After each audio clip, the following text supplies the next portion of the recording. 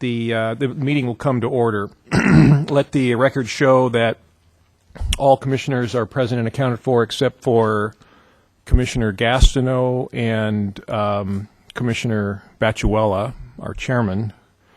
I have not heard from Commissioner Gastineau, but I have heard from Commissioner Baciuelo, so he's absent and excused, and we'll see if Commissioner Gastineau shows. But we do have a quorum, so let's go forward. I don't see any public participants tonight, so I'll move forward from any non-agenda public comments, no minutes to approve, and no new business.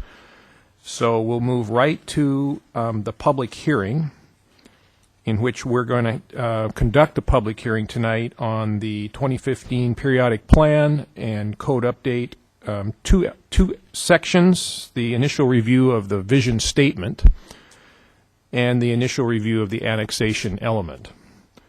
So we'll open the public hearing at this point, and we're going to start off with a presentation from Bill Weislogel. So, Bill, the floor is yours. Thank you, Steve, and good evening, Commissioners. I'm going to begin with a little bit of what for you will be a recap from last week, but for anyone watching anew, this will be new information. I will start with the requirements of the 2015 periodic plan and code update. It is mandated by the State Growth Management Act, which we abbreviate as GMA. And under the GMA, comprehensive plans and the development regulations that implement the plans must be updated to comply with the GMA every 8 years. And those updates need to reflect any legislative changes to the GMA that might have been made over the past 8 years, county growth targeting efforts to allocate population and employment targets, and any legal case law that might have occurred in that intervening time. The last periodic plan and code update for the Bothell plan was in 2004, and if you do the math, you'll see that that's actually 10 years prior to today. Normally, the next update of comp plans and development regulations would have been in, I think, 2011 or 2012, but because of the effects of the Great Recession, the legislature put it off until 2015. So June 30, 2015 is the deadline for completion of this project. Second set of requirements, the GMA requires that jurisdictions ensure that their local plans and regulations comply with the GMA and with multi-county planning policies and county-wide planning policies that are directed by the GMA. So for Bothell, that means Vision 2040, that is the 4-county regional growth strategy by the Puget Sound Regional Council that contains the multi-county planning policies for King, Snohomish, Pierce, and Kitsap counties.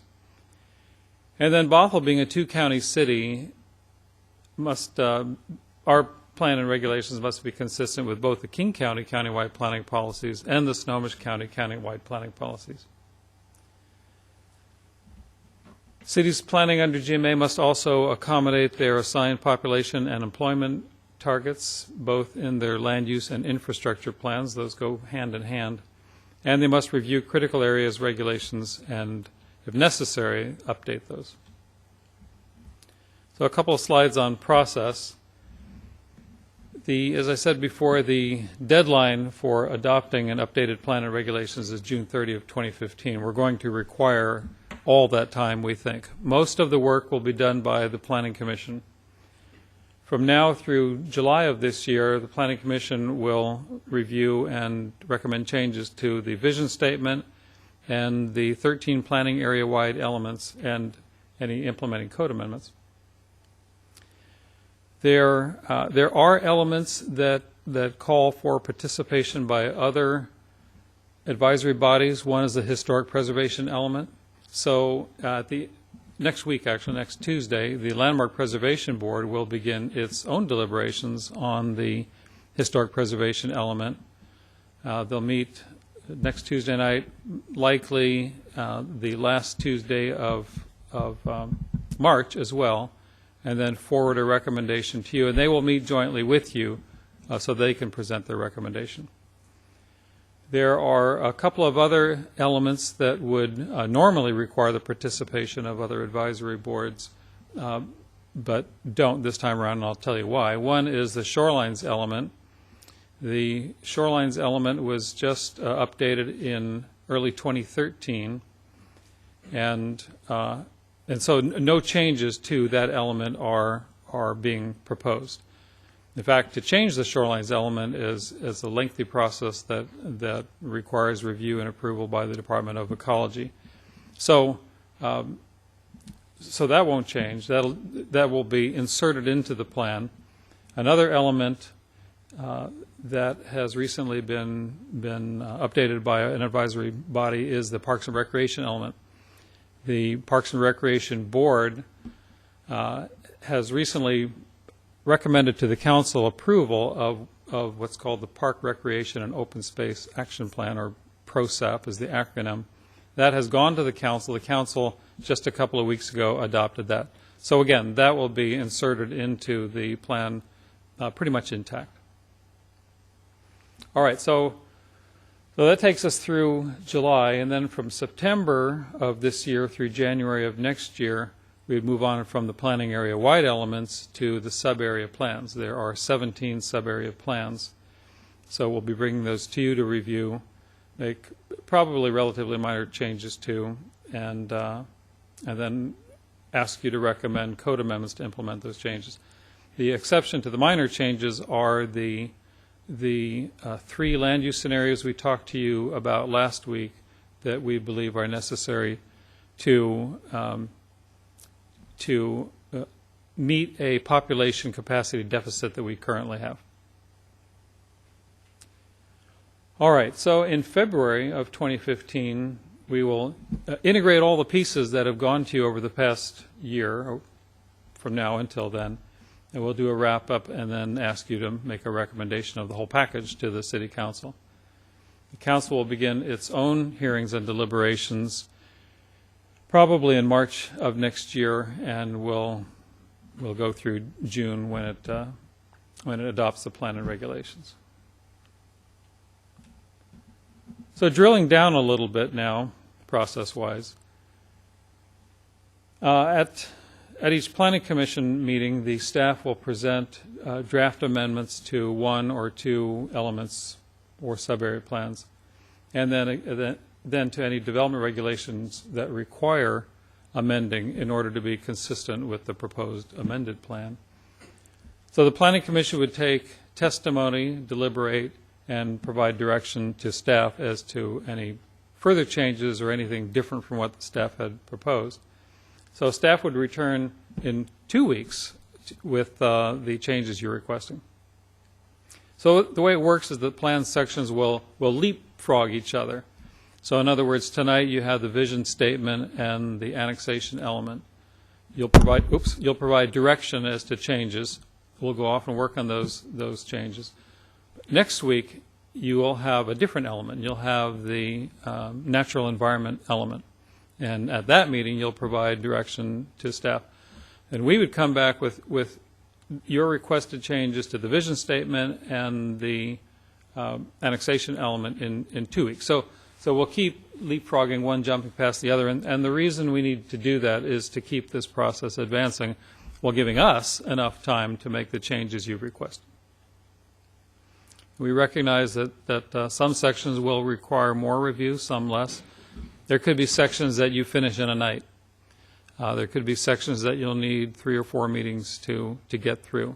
We understand that, and we've tried to construct the schedule to accommodate those kinds of variations. Okay, so now getting into the meat of tonight's meeting. The first section of the plan that we presented to you is the vision statement. This is intended to be a high-level document that sets the tone for the entire plan. Our vision statement as it exists now begins by articulating 3 common values. One is that the essence of a city is found not in its structures, not in its buildings, but in the collective spirit of its inhabitants. The second common value is that some controls on individual actions are necessary in order to achieve the best interests of the community as a whole. And finally, that human activities are part of a system of relationships, not just among humans, but among all living organisms and their environment. And that we have a responsibility to seek a mutually supportive balance within that complex system. So from those common values, those three common values, a multi-part vision emerges, and it consists of 19 statements, and those statements are intended to provide very broad, high-level, overarching direction for the goals and policies and actions that then make up the plan itself.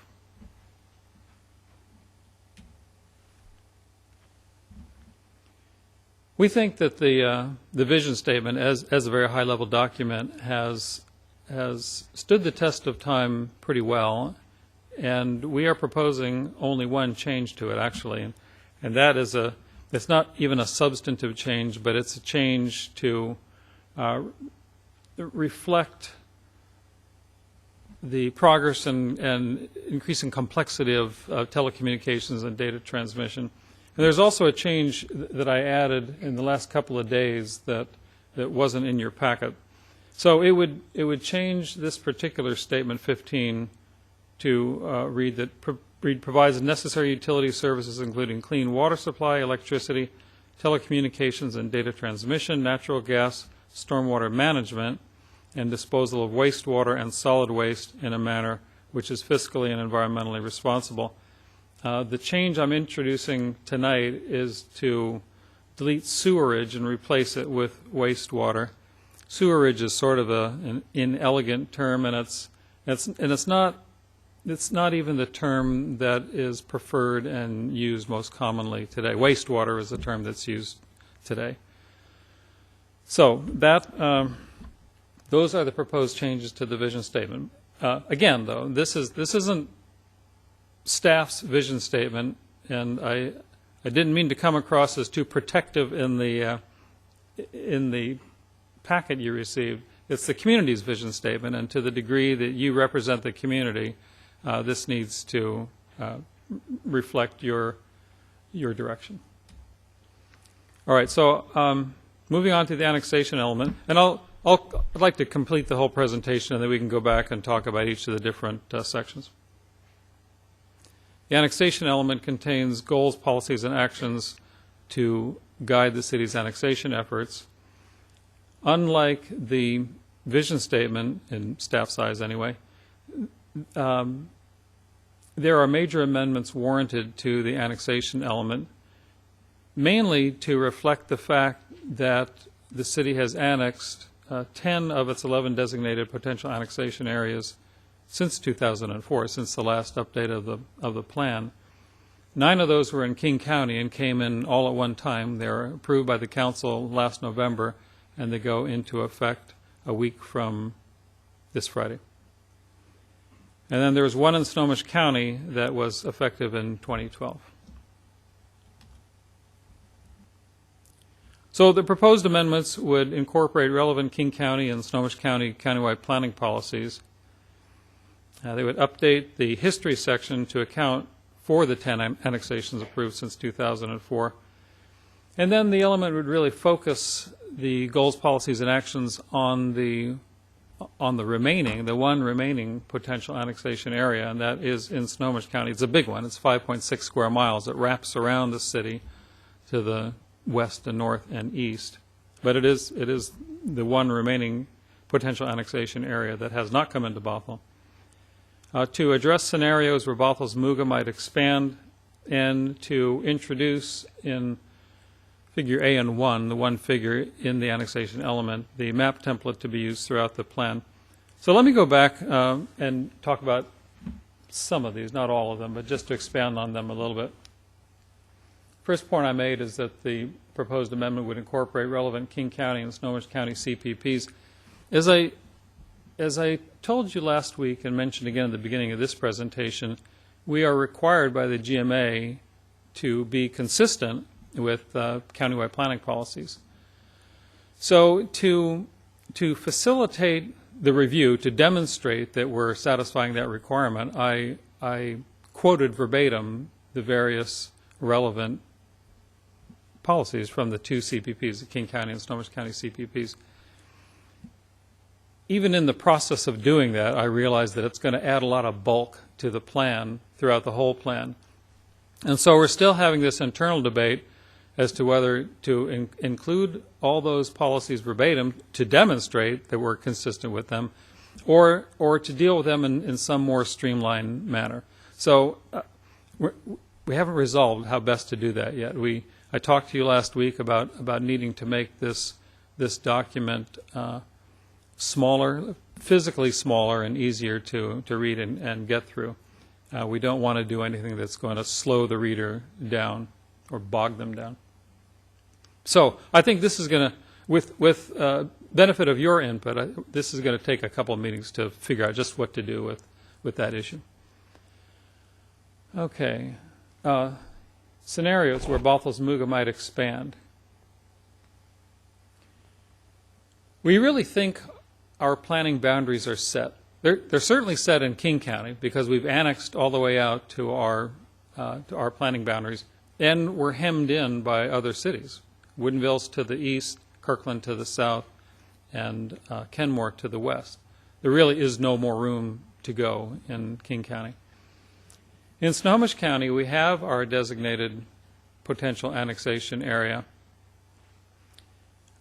but those planning area boundaries could change in the future. For one thing, it's possible that Snohomish County would want at some point to expand the urban growth area boundary, because the east boundary of our planning area is the urban growth area boundary, meaning that everything west of it is supposed to be urban and everything east of it is supposed to be rural. It's possible that to accommodate more growth, the county might push that boundary east. If they do, then Bothell would logically expand into that area. Also, there's unincorporated territory to the north of our planning area, and that's in Mill Creek's municipal urban growth area. There is unincorporated area to the west that is in Linwood's municipal urban growth area. It's possible that one or both of those cities in the future might decide that their future is not to come that far south or to come that far east. They may want to give up that area. And so there is the potential, albeit remote, I think, for Bothell to expand into those areas if those cities that have claim on those areas now decide they don't see it in their future to serve them. So again, I think the chances that the Muga might expand are pretty slim, but they need to be acknowledged. Okay, so now figure AN1. This didn't travel well between the original PDF and this PowerPoint, but there's a much better version, paper version, in your packets. We really like this new template. It is essentially the base map that we propose to have throughout the plan. We think it's kind of stylish and elegant. We're planners, so that sort of thing appeals to us. But it shows topography, which is a useful addition because it helps you orient to things. And then it shows surrounding jurisdictions, whether it be surrounding cities or unincorporated area. In the case of the annexation map, you can see that there are no potential annexation areas in King County, and then just this one big one in Snohomish County. So out here, again, is an area that's designated rural now by Snohomish County. It's possible that this could be urban in the future. We then expand out this way. And up here, north of our planning area boundary, this is Mill Creek's potential annexation area, and over here, this is Linwood's potential annexation area. All right. So staff's recommendation is on the screen. It's to accept public testimony, deliberate, provide direction to staff for any desired revisions you'd like to see, and then to continue the public hearing in two ways. One, first of all, to continue the public hearing on the vision statement and the annexation element to March 5, 2014, 2 weeks from tonight. But then to continue the public hearing on the overall 2015 periodic plan and code update to next Wednesday, when you would begin consideration of the natural environment element. So I hope that's clear. That is the way you'll need to end tonight's meeting. And with that, I'd be happy to try to answer any questions you might have. Thank you, Bill. I know that presentation helped me greatly, even though I've become pretty familiar over the last several weeks with what we're attempting to do here. It was a good review. I think good to put it on the record. And not only of our next year, but like I learned some things in terms of the shoreline integration, the integration of the shoreline plan, the landmark preservation plan, et cetera. So that was very helpful to me, I think to the rest of us as well. And then to begin our focus on these two sections this evening, and I say I accept, and I believe I speak without objection for the Planning Commission that will accept your recommendation there in terms of our process here over the next several weeks. Any objection to that? And so I guess I would like to, at this point, since we don't have anyone from the public here this evening to testify or to give any information or input, I'd like to open this up to the commissioners for perhaps your overall comments to Bill's presentation. And also, I'd like to propose kind of a process here, even though we do have maybe a couple of meetings. If we can get as much done this evening, let's do it. And let's try to be crisp and move forward as best we can. And so from that standpoint, I'd like to recommend a process of when we finally do look at this, to look at the values and then these statements let's look at the values first, these three values. If there are any changes we'd like to recommend in these statements after that, and then the annexation element. So kind of a three-phased approach to this evening, if that is is everybody in agreement with that? So with that said, are there any of the commissioners that would like to ask any questions of Bill or provide any opening comments?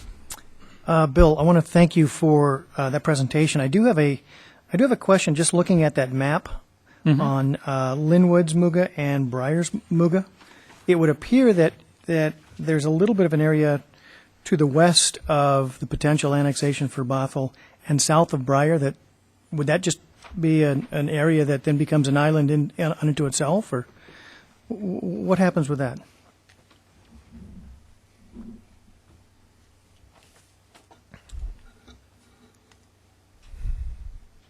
You're referring to this? Below, south of Briar, right there. Oh, this is Briar's municipal urban growth area. Ah, okay. Yeah, sorry. So the dark parts are where it's incorporated. So Right. This is City of Briar, City of Linwood, and the lighter parts. This would be Linwood's municipal urban growth area. I think that might be a little bit of Briar's, and this is Briar's. Okay. As a practical matter, how does it work when two cities are interested in the same area or neighborhoods? That is a really good question.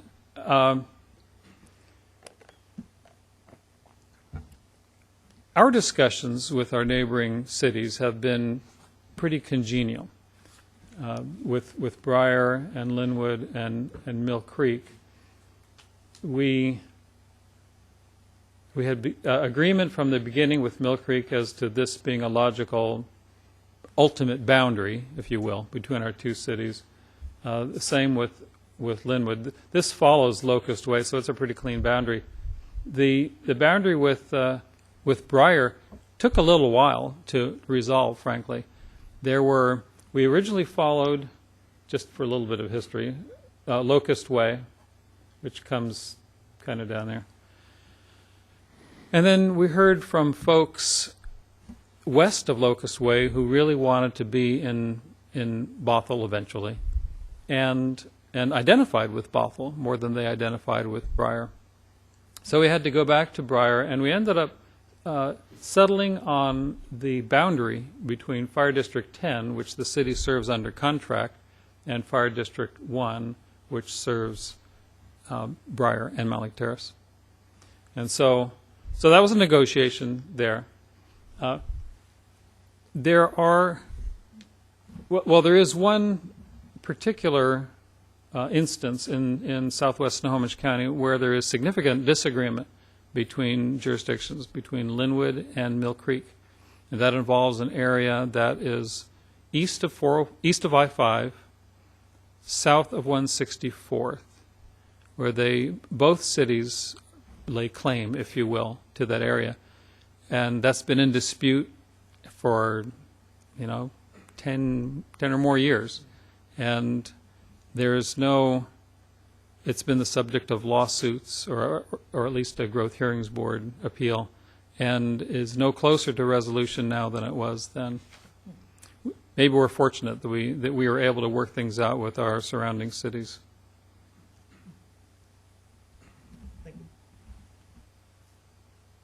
Any other questions or comments kind of at the outset here for Bill?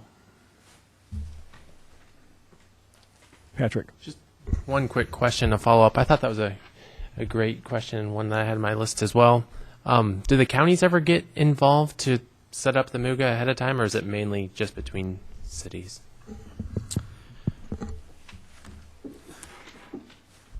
As you can imagine, it's kind of a delicate subject, because at issue is what will be the ultimate boundaries of each city. And the county has been very diplomatic about this. They have offered their services in the case of the Linwood Mill Creek dispute. They've offered their services to try to mediate, but ultimately the cities really need to decide what area they can logically provide urban services to. Now, if there's an area between two cities that has significant revenue generation potential, then things can get a little sticky. But ultimately, again, while the county tries to be a facilitator where it can, it's really up to the cities to figure it out. Anything else?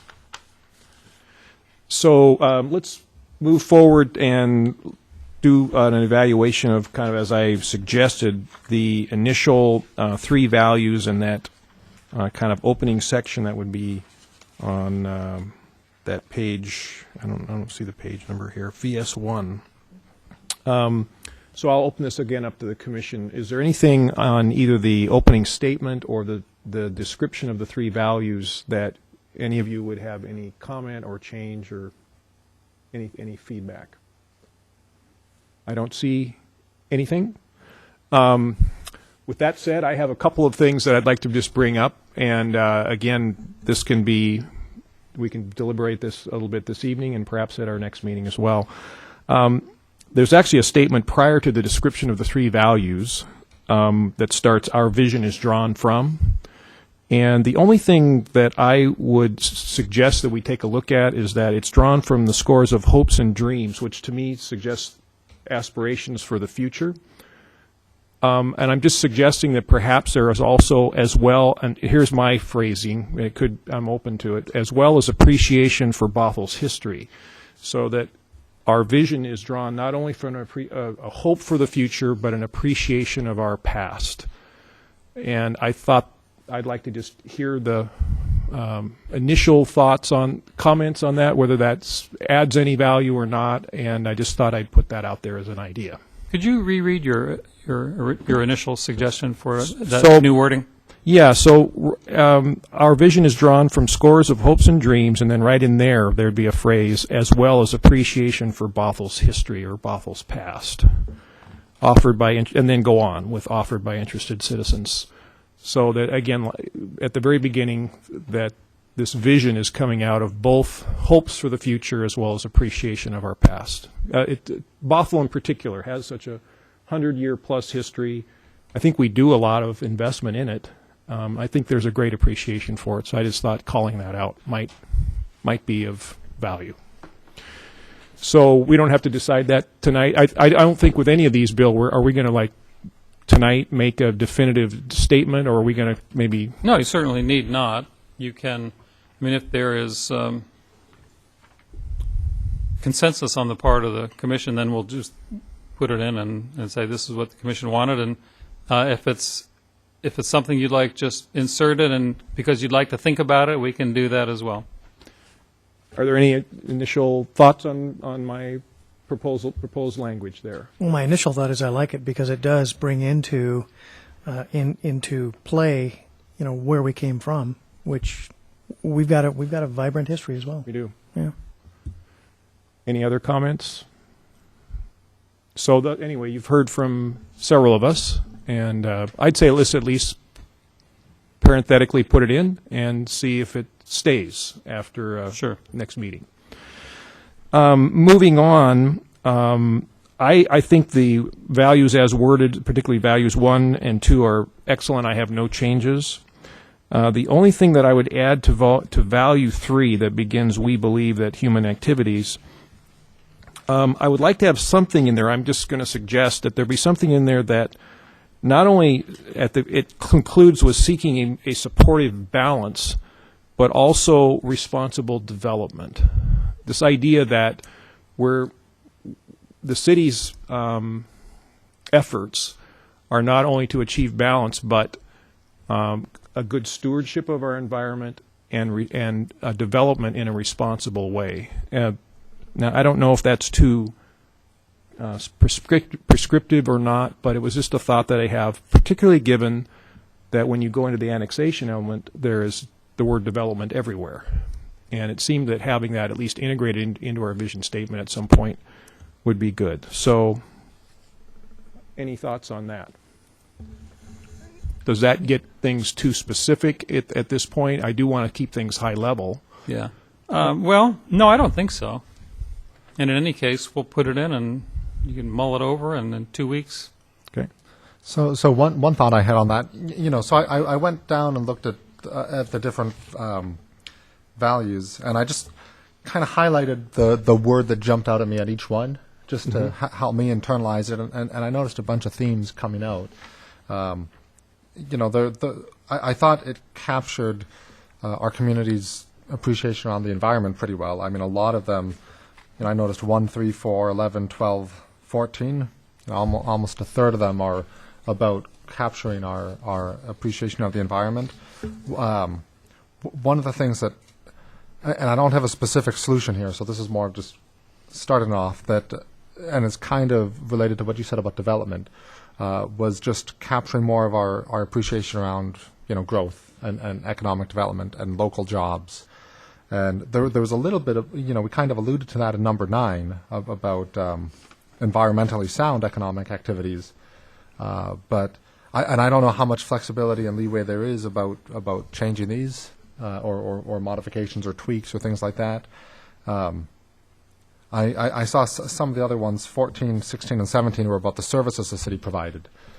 But, it still seemed like there was a lot of opportunity to capture the local interest in, we want the jobs in Bothell. We don't want people commuting over to Seattle when we could be employing them right here.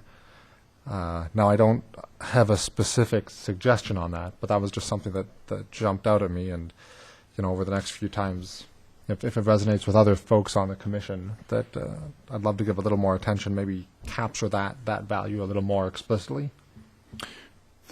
Thank you. Any further comment on what Commissioner Stahl just said? Let me add, I heartily agree with that. And as I was going through, where we've kind of moved on from the values to our statements, but I counted up those as well. And So I think it'd be, as we're wrapping up these three values, just the thought of perhaps having a phrase in there around responsible development as one of our values. I would suggest that we at least deliberate on that and think about that. That's great. And I would also suggest that you not worry even a little bit about coming up with final wording here tonight. If it's a concern or something that inspires you, just state that. I mean, that's our job, to try to capture your feelings and thoughts in wording that fits in the vision statement. Because otherwise, I mean, if you are consumed with trying to get exactly the right word, it's too confining and it's no fun. Thank you. Yeah, that makes it a lot easier. Yep. Well, so yeah, that's something I would like to capture. Yeah, I don't want to get into the exact wording, but I mean, we want the jobs here and locally. I don't want to go travel to Seattle when I could be right here. Got it. Excellent. So I think we can kind of wrap up the comments on the three values and that kind of opening paragraph there on page VS1, and let's move to the 19 statements. And I don't think we need to go, let's not go statement by statement, but I would just say let's look at them kind of in their entirety, and I'm very open to comments from the commission. Mike has given some. I jumped the gun on that one. That's excellent. That's fine. But are there any others that folks would like to offer at this time? Commissioner Stedman? Yeah, number 15. I'm reading under under your suggested change, Bill, telecommunications, data transmission, wireless as well. I don't know if that needs to be explicit or not. Actually, that's a great point. I think we recently had one. It might have been before you were on the commission, where we spent a good deal looking at revamping our being able to build more cell towers exactly for that purpose.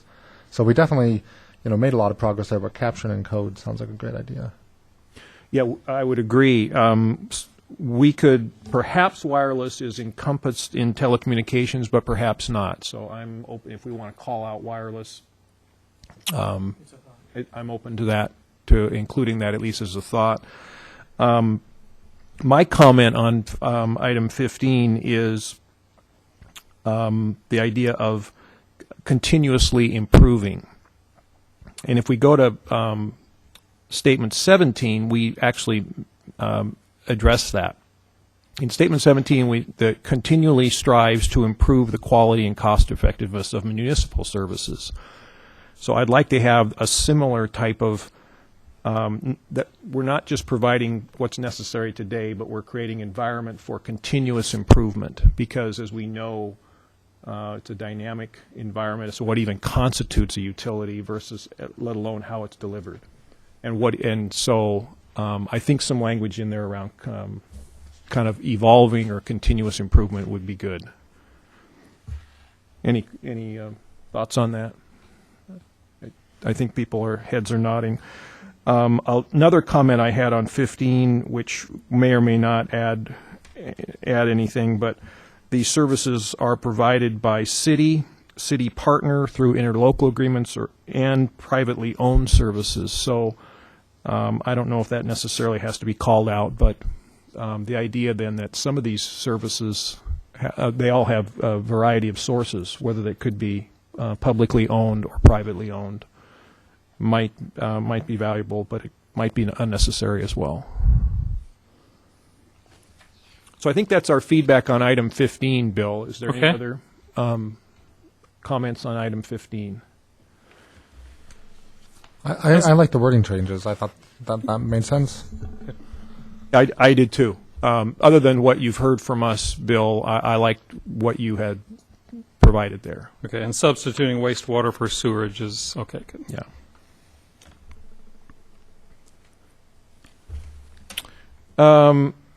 Any other comments on our 19 statements? I have a couple then that I'll throw out, and that is just as Commissioner Stahl mentioned, I saw that too, that 1, 3, 4, 11, and 12 refer to, in some way, to environmental protection, sustainability, conservation, etc. And I certainly am supportive and agreement personally, and I know this is true of Bothell citizens, that we take our environment extremely seriously and we want to have that called out. But is there a possibility that of these 5, maybe even more statements, could there be some consolidation? And I'm open to kind of how those could be consolidated. Perhaps not. Perhaps they just still need to have their own individual statement. But I'm just asking the question at this point. What I will say, though, is item 16. That is, as far as I could see, the only item referring. We have a number of items about protecting the environment, but only one about protecting humans, and that would be item 16. And to me, given not only the size of the city's budget that's spent on public safety, but certainly my view of the role of city government around public safety, I'd like to see. I don't think we need to have more items, but perhaps we could move that up. And I'd like to have that maybe in the top 3. And I recognize that these aren't necessarily prioritized by order of influence, but still, I'd just like to see that a little bit higher in the order, given it's the criticality of what our police, fire, and emergency services providers do for us, and the percentage of the city's budget spent on it. I don't have any wording changes, though, for item 16. I'm just suggesting its placement and prominence. Any thoughts on that?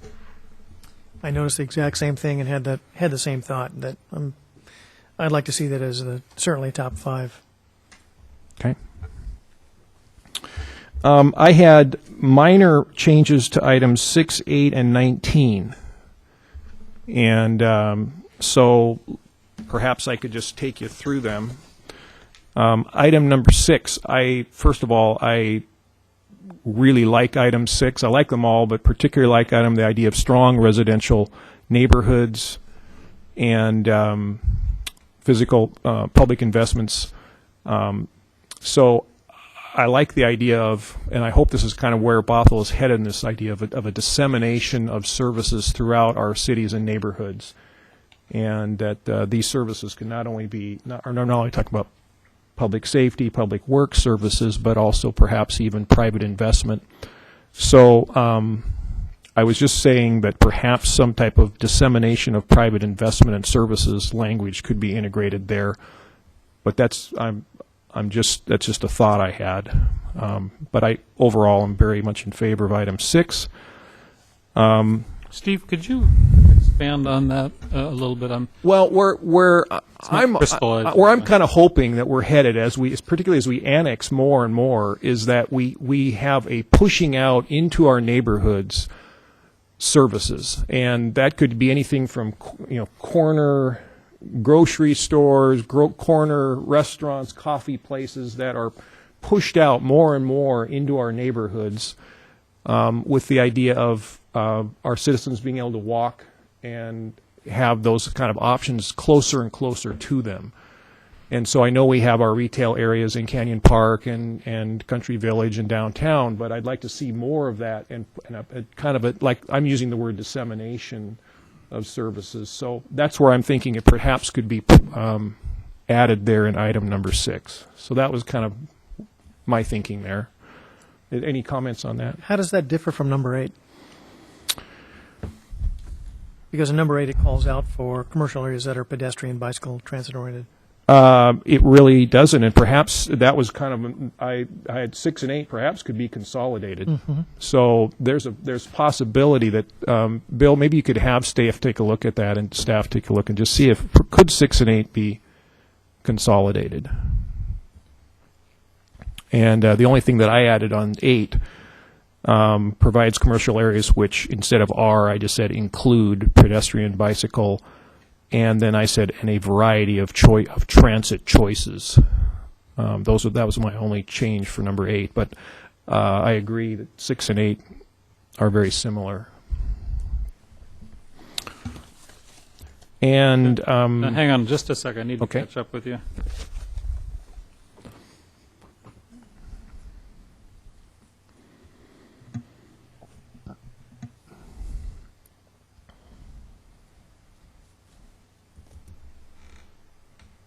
Okay, would you mind, Steve, repeating the last suggestion you made to number 8? Yeah, so I had just a couple of wording changes. Provides commercial areas which, instead of are, which include Got that one. pedestrian, bicycle, and then after the word and before transit, I said a variety of transit choices. And then I didn't have any change to the language after that. Okay. Thank you. And then the last minor change that I had was to 19. And this is kind of the concluding statement. And there are two things that I wanted to see if the other commissioners had any thoughts on this, and that is, I had no change to the first part through realization of the preceding components of this vision statement, comma, fosters a sense of belonging and pride in, and then after that, instead of the word the, I just wanted Bothel's unique and distinctive community. But I think somewhere in our value statements to call out that Bothell is unique, Bothell is distinctive. And I thought that might be a good place to call that out. I don't know if there's any thoughts on that. I see some heads nodding. And then after that, and a feeling of well-being, yes, I agree. We are looking for a feeling of well-being here at Bothell. But I added while striving for excellence. So something, again, that's aspirational, as well as we kind of want to be at peace here at home, but we also want to be striving for excellence in our future. So I just added the phrase in while striving for excellence. And I don't know if there's some thoughts on that or not. I see a little more kind of maybe not on that one. So that was just one of my thoughts. Okay. Those, from my standpoint, and my only comment on the striving for excellence part is we're talking about the city's vision statement. I'm certain that our education, our employer, our private enterprise constituents certainly are striving to be unique and distinctive as well as to be excellent. And so whether the city wants to adopt that into its language or not, I can tell you that the other key constituents inside of Bothell are. Just a point. That's all I had. Are we ready to move on to annexation? Well, I did have a few more comments on number 9. Yeah. So with respect to the jobs and businesses and things like that, so without getting into specific, wordsmithing, some of the things that jumped out at me was there are some particular phrases that'd be good to see. Something about providing an attractive business environment, because when I look at the wording in number 9. Which is the only one in all of these that talks about economic growth and providing jobs, which I think is a very important quality to be captured in our values. I see phrases offering job opportunities, but it's very passive. We think, okay, well, where do the jobs come from? Well, they come from attracting businesses, particularly businesses that provide a lot of economic value. And so something about attracting these businesses, making an attractive business environment. Even in number 9, I don't see anything about economic value. I see things about diversity, and I see about environmental sustainability, which are important. But the economics is very important. I think that's a value that's very important to our residents, but is not captured to the full extent in these values called out. So. I don't want to wordsmith it tonight, but just something about creating an attractive, competitive business environment, competitive with other cities, and about creating economic value. Any comments from the other commissioners on that one? I'll add mine. I completely support that, and I'm glad you brought that up. So Thanks. I'm very much in agreement on that one. Any others? Any other comments or feedback on any of the 19 statements? Just quickly. Pat? I agree with most of the changes that have been brought up tonight.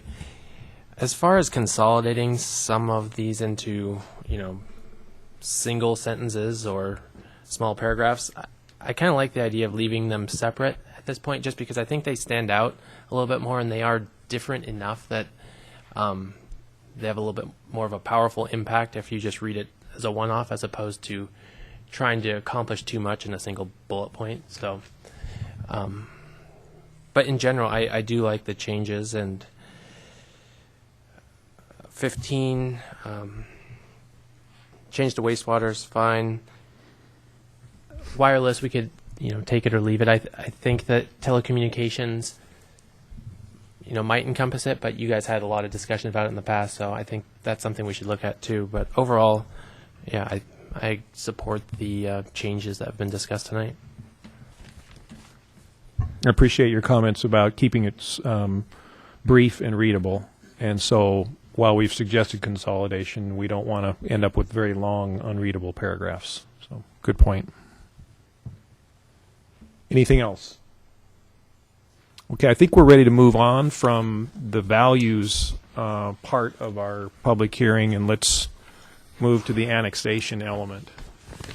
And let me just open it up again to the commissioners speaking on behalf of the public. Are there any perhaps overall comments on the annexation element, and then any specifics? We can go either way on this. And while folks are thinking, I'll lend my comments. While I had a number of content changes for the vision part, I have very little on this. I think I like where the changes are headed, and my feedback would only be really organizational. As I read this, it kind of had background and analysis, purpose in relationship to GMA. It read a little. It just didn't read real clean to me, and so It kind of appeared that there were 4, maybe even 5 sections here: planning area profile, development, and goals. I'm just kind of going through this, and I'm just wondering, could we organize the entire section, the entire element, under maybe 3 or 4, kind of the purpose of the element, some of the history behind it I think is helpful. We have a large section of new content around the GMA and county planning policies and development patterns. I think we need to figure out how we want to include that, whether that's just right in the body of the text or if it's an appendix. We've basically cut and pasted a lot of language into it. So I'm open to ideas about kind of how to more cleanly organize this. And then finally kind of wrapping up with annexation goals, policies, and actions. But that's my feedback, Bill. Less on the kind of content itself, but more just how we just want to read well. Sure. More and more, I'm thinking that incorporating verbatim applicable countywide planning policies is probably not a good idea. It's a little. It kind of ruins the narrative flow to this, and it's inserting a bunch of stuff that doesn't really have anything to do specifically with Bothell. We need to demonstrate that we're consistent with those, but I think we probably can do that via an appendix, or even just some separate document that says consistency with countywide planning policies. What I don't want to do is lose readers because they're moving along and then they hit these countywide planning policies and man, that just turns them off when they go to sleep. So I think I would concur that we need to do something a little more elegant with those. Move them out of here somewhere else. I really agree with that point. Annexation is a very, very important element. I guess all of these are, but there's a lot of citizens that are very interested in our annexation, our vision for annexation, our strategy, where we're headed, and then what our policies around it would. So let's have it read well. And so if we need to include these development patterns from multi-county King and Snohomish County, then let's do that, but let's maybe figure out a way to kind of not have it distract from kind of the narrative that we want to have. We want this to be a readable document. So Bill, I'm going to leave this to you and staff to kind of figure out how you want to take that language. The only changes I saw in any of that kind of cut and pasted language was there was a reference to, under DP 24 Appendix 2, under Snohomish County DP 18, there was a reference to Appendix A, and there's no Appendix 2, there's no Appendix A. So, I mean, it's obviously just something that was in the county document. So we need to take that out because we don't even know what those appendixes are. So other than that, I kind of saw where things were going in terms of reading it, but I'm suggesting that perhaps there's section 1 would be purpose. This is back to kind of our narrative part of it, and that could maybe be purpose and history. There is a nice little paragraph on page AN3 about the original incorporation of the city and how it's grown over time, as well as that table that supports it. I think that's very interesting information. And so we do want to include that. Let's just figure out how to have that incorporated in a real clean, readable way. The only other, I really had very little in terms of an actual content change. And it was more of a question, and I'm jumping way ahead here to our goals, plans, and policies and actions part. But if there aren't any other comments from any of the other commissioners on where we're at, I'm going to go ahead and jump there if we're okay with that. So on page AN9,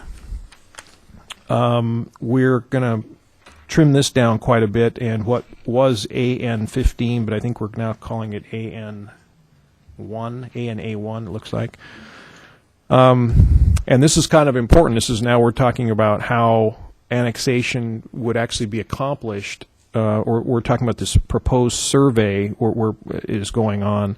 Is there a place in there where we want to talk about voter approval is required? And I know that there are some times where annexation requires voter approval, then there's other times where it doesn't. But is that a place where we want to at least allude to the idea that voter approval is necessary? Well, I would say no, and here's why. There are a number of annexation methods provided for in state law, and the appropriate method for a particular annexation varies depending on a lot of things. In fact, in 2011 and 2012, we had an annexation election up in the Snohomish County Municipal Urban Growth Area. It failed twice. The one annexation we did do in Snohomish County was a small one. It was done by what's called the island resolution method, and that says that if there's a piece of property or an area that is surrounded on at least 80% of its borders by the city already, you can annex by resolution. The council adopts a resolution, and then you go through the boundary review board, and then it automatically happens unless someone submits a petition protesting it. But that's a very useful tool to have for circumstances like that. And then the 9 annexations we just completed in King County didn't involve an election either. They were done by the interlocal agreement method. So I think it's confining and probably counterproductive to require that every annexation be done by election. Fair enough. And when I am suggesting voter approval as included, I'm certainly not saying that we're adding as process that every annexation be voter approved. But I am suggesting that we be aware that in some instances it will be required, and therefore resources on the part of the city or may not be required in order to basically make the case to the voters. So that's my only point there, was not to make it a requirement. I agree with you, Bill. We don't want to do that. But as we've seen, there are instances where voter involvement is required, and so can we at least suggest that there will be times when the city really needs to step up and make that case? But I can see that I've got a lot of questioning looks on folks' face, so perhaps I'm alone in that one. So Well, let me say this. I think it's important for the city to make a case, whether it's an election method or a non-election method. I mean, you don't want to be completely dismissive of the feelings and opinions of people in areas you're going to annex. Even under the interlocal agreement method that we used in the 9 King County annexations, we had many open houses because we wanted, even though they weren't going to have a vote on it, we wanted them to know what annexation would mean to them, how they'd benefit from it. We didn't want them to feel disenfranchised because they didn't have a voice in it. So, and I think that's what I hear you saying, that the city needs to talk to the citizens of these areas and explain our services. And so if that's the sentiment, I can certainly capture that. it is. The more I think about it, and I'm kind of thinking real time here, that really is probably more on my mind, perhaps even than elections, voter approval, and kind of really requiring that, or even proposing it as a tactic. But that the city, again, whether an election is involved or not, the city should make the case to the citizens impacted for annexation. I think that's addressed in ANA1 now, that very last line. Unless I'm Yep, reading it is. Absolutely. Support proposed annexations, subjective information via open houses, et cetera. So, Right. Yep, it is. I think we're good. So I really, kind of in discussing this real time here, I don't have any changes then to that particular item. And that was the only content change I had really throughout the whole annexation element, other than, as I mentioned, just some of the organizational parts of it. Are there any other comments from any of the other commissioners on this? Yeah, I too like the idea of streamlining that first section. I think that would really go a long way towards helping the citizenry really understand what it is that we're doing. Okay, well, we have had our initial review of the vision statement, initial review of the annexation element, and I'm going to ask at this point if there are any other comments. Seeing none, I'll entertain them. Excuse me. Could I just say one thing? Sure. And this is intended to help with review of future plan sections as well. We're compelled when we do this to show new language and underline and the language to be stricken or language to be deleted and strike through. When you do that, it's pretty choppy reading through it. It's not an easy read. We apologize for that, and that might be the cause of some of your discomfort with the first part of the background part of the element. I don't know how to resolve that other than providing a clean copy. In other words, one that has, this is done with track changes. And so if we accept everything, then you'd have a chance to see it as the reader would read it when this is all done. And so maybe we'll try that, because a lot of this is experimentation to see what works best for us and works best for you. Maybe we can do that and by doing so, enable you to see what this would look like when it's all done. And I think it'll feel there'll be a better flow to it than trying to read it and underline and strike through. We have to provide both versions, obviously, because you need to know what's going away and what new language is being proposed. Well, I can tell you from my standpoint, and I'd like to hear this is a good format kind of process for moving forward on every element. I thought it was fine. Okay. And it actually helped me to kind of see it, and I recognize that it was a little messy, and what's here, what's going to be changed, et cetera. But I, frankly, would like to see it stay exactly as is, to kind of see see the red, changes and everything. I know it's messy. I'm looking forward to maybe seeing things, at some point, streamlined with our input. But for the initial look at it, I was okay with it. But how about others? Personally, I like to see what the original wordings were, then read the new, just to get a sense of where we're going with what we're trying to do. So I like the way it's coming through. Okay. Okay. Well, I wasn't proposing not to do this. I was proposing maybe to accompany this with a clean version. It's a little more work for staff, but and if it sounds like it wouldn't be that beneficial to you, so I'm just as soon. Not Actually, do Bill, it. I think it would be beneficial. And maybe if it's just hey, on your presentation, here's the 6 pages that we're changing, and oh, by the way, at the end of the day, it's potentially 1 page, and this is what it looks like. I think that, from my perspective, I think that would be helpful. Okay. Any other comments? I'm happy with it the way it is. The track changes for me works. Sometimes that means we might get a little, as readers, might get a little tripped up. We may ask a naive question. You guys are very gracious with answering those.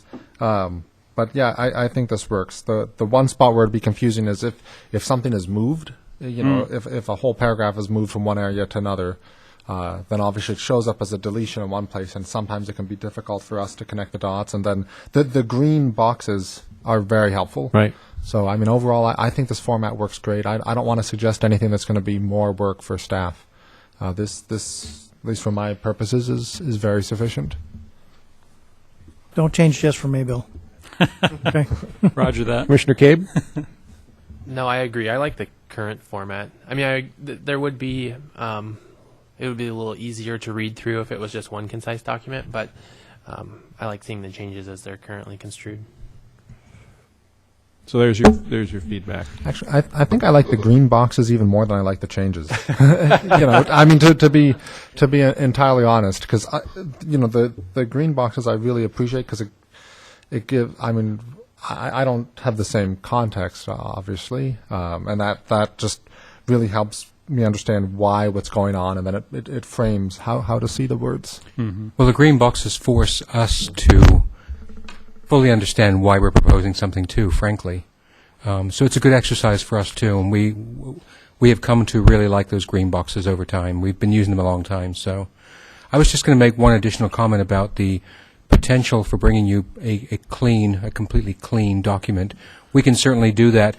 I think when we get to the point where you have seen all of the major plan elements and the sub-area plans, and we're integrating everything into a whole document before we take it to council, at that point I think we will need to show you a clean document so you can see what it looks like. So maybe that helps too. I think at that point it'll be very useful to see a clean document. My only concern about bringing you a clean document each time you review something is we'll just have to, on the staff side, we'll have to keep very close track of which document we're really going to use, because we could end up with dozens and dozens of versions potentially. But that's just a personal concern thinking ahead down the road. So And don't change it. If this is being done with Word and track changes, is it feasible to just email us the Word document and then people can? I would really way they want. strongly recommend against that, simply because if you have 3 or 4 or 5 staff working on something and then 7 planning commissioners potentially with a Word document they can edit as well, we're going to get lost very fast, I think. And that's not a criticism of any of you. But even working with track changes, we've discovered in the past that it can get confusing very quickly when you have a lot of people working on something.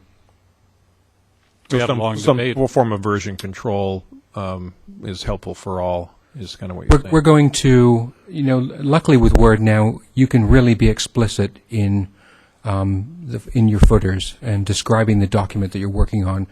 You don't have to have a cryptic file name any longer that's restricted to 7 letters, or you can write a paragraph for your document name that describes exactly what it is, and we're going to try and do that. But I do think I think Bill was going to say we've had a lot of internal debate about how best to bring this forward to you and track it as it goes through all of the changes it's going to go through, and I would just caution against getting too complicated. Any other comments? Well, I'm open to some discussion around kind of our next step here. Do we want to close the public hearing or continue it to the next meeting? And Actually, all of your hearings will be continued from this point out. all right. So, as I showed on the screen, and this is to make things clear to the public who might be watching or asking later, we're asking you to continue the hearing on the vision statement and annexation element to March 5th. But also to continue the hearing just on the overall 2015 periodic plan and code update to next week, February 26th, because it's on that night that you'll commence consideration of the natural environment element. Okay. So because we're doing this leapfrog thing, I want to make sure that we're being as clear as we can be as you wrap up each of your meetings as to what's going to happen the next week and 2 weeks beyond that. Okay. So looking at our proposed flow of the meeting today, we've accepted public testimony, we've deliberated, we've provided directions to staff, and at this point I would entertain a motion to continue the public hearing on the vision statement and annexation element to March 5th, and then also to continue the public hearing on the overall periodic plan and code update to February 26th. So moved. All in favor? Aye. Motion carries unanimously. Moving forward on our agenda, do we have a study session? We have that on our agenda, but was there any other study session planned for this evening? No. I'm not aware of that. No old business, no reports from staff. I do actually have I guess what could be considered a report from staff. Okay. We have a capital facilities plan which provides for the financing of various capital facilities in the city, roads and sanitary sewer facilities, water facilities, parks, that sort of thing. It's a 6-year plan. It is updated every 2 years. This year we're doing an update of it, and we need a volunteer from the Planning Commission to sit on the committee that is helping to draft the update of the capital facilities plan. It's not a big commitment. It'll probably just be 1 or maybe 2 meetings at the most.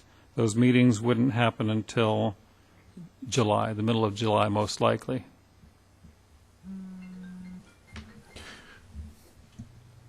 Those meetings during like typical city working hours, I was assuming? They typically are, yes.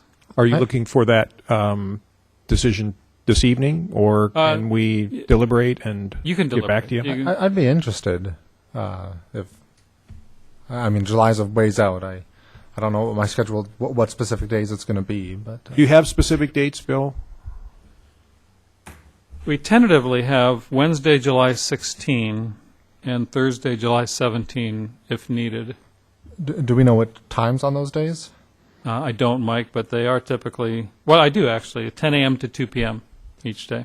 So I might add my comments. I participated on in this role last time, 2 years ago. I found it very, very valuable, and really, really enjoyed it. But you get a fair amount of material, and it does take some time during the business day. So you just have to see if you can work that onto your schedule. But at this point, I'm happy to have another member of the commission participate. Just be thinking about whether you can really make that. But I'd recommend it. It's you learn a lot in terms of the financial direction and strategy of the city. What day was it again? July 16 and 17 if needed. It's a Wednesday and a Thursday. Why don't we leave it like this? We'll deliberate, kind of email between ourselves, and either Commissioner Bacciuello or myself will get back to you with a name. Thanks. Okay.